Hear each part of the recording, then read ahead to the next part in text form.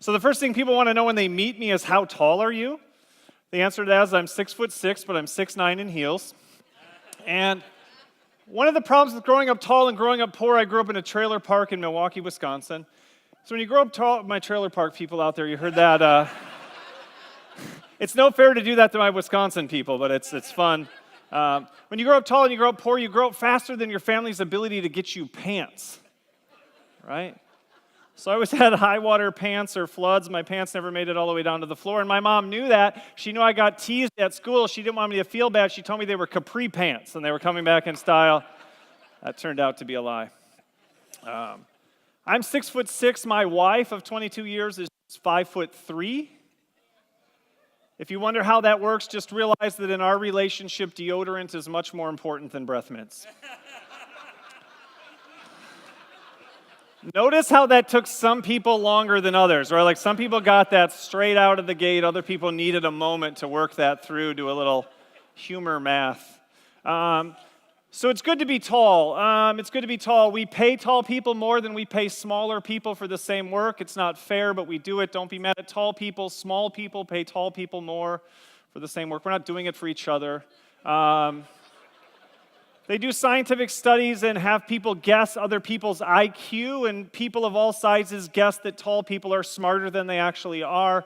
I think we are smarter, but science, disagrees with me. And so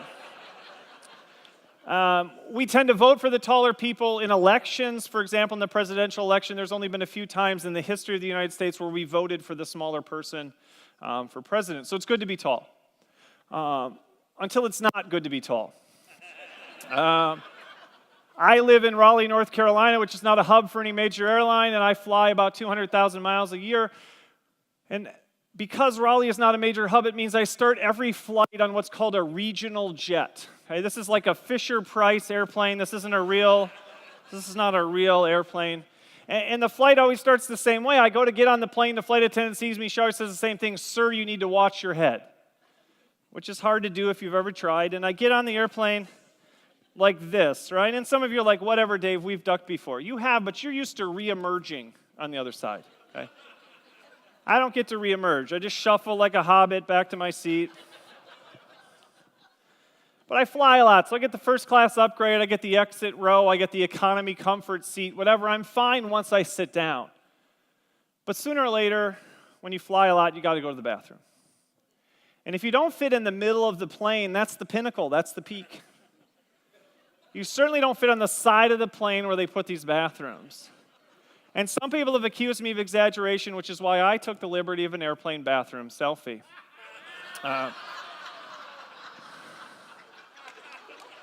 It can be hard to get oriented, so let me help you with what's happening here. This is the ceiling of the airplane bathroom. This is my shoulder on the ceiling of the airplane bathroom. And it's not even the top, it's the side of my shoulder on the ceiling of the airplane bathroom. Brian didn't say it in the introduction because he knew you wouldn't get it, but he walked up to me and he goes, "Dave, every time I'm in an airplane bathroom now, I think about you."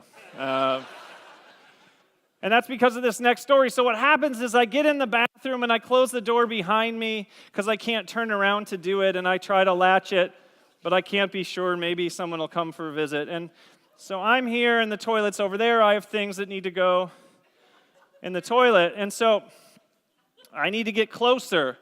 And so the obvious move is to get closer, but the ceiling goes like this. And so as I try to move closer, it just pushes my face closer and closer, closer and closer to the toilet. That's not what I'm looking for. So I've developed something I call the limbo yoga approach. What I do is I press my face into the ceiling, and then I try to form my upper body to the shape of the side of the airplane. It's just matching that shape, which allows me to then move my lower body in and rotate. Now, the problem is there's not a lot of visual information now about what's about to happen, but I'm a problem solver. And so there's a mirror in every bathroom, and so I thought if I can get a reflection, if I can get sort of a sense, it's like triangulation. This is basic science. This is GPS. This is what this is. And But as I was looking down, I'm looking in the mirror, I realized, wait a second, there's a sink right there. Yeah. That is a whole lot higher and a whole lot closer. That seems custom designed for what needs to happen next. That's the tall man's urinal is what that is. That's ergonomically designed for my comfort is what that's just what happened there. Now, some of you will be traveling home by bus now, right? Like, I'm not. Now I have to buy an RV like John Madden and travel around the country by ground. So it's important to realize something about that story. As people misunderstand that story, a guy came up to me, Charleston, South Carolina, came up to me after the talk. He goes, Dave, I know what you mean about those airplane bathrooms. He goes, I'm a big guy. He goes, I don't even try for the toilet anymore. I just go right in the sink every time. And I was like, you're disgusting. You got confused. That was a true story that I turned into a funny story. I don't pee in the sink. I'm not an animal. I go all over the wall like a normal person does. Because I'm classy. So that's sort of a good news, bad news situation, right? I don't go in the sink, but apparently other people do, right? Like that's what we all grew a little bit in that moment that we learned that was the case.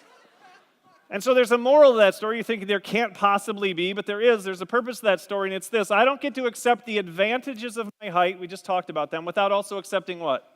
The disadvantages. Right? If people say, Dave, is it good or bad to be tall? The answer is yes.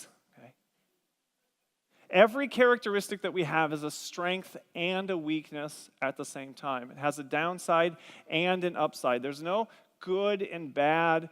There are things that are good and bad, right? Good and bad.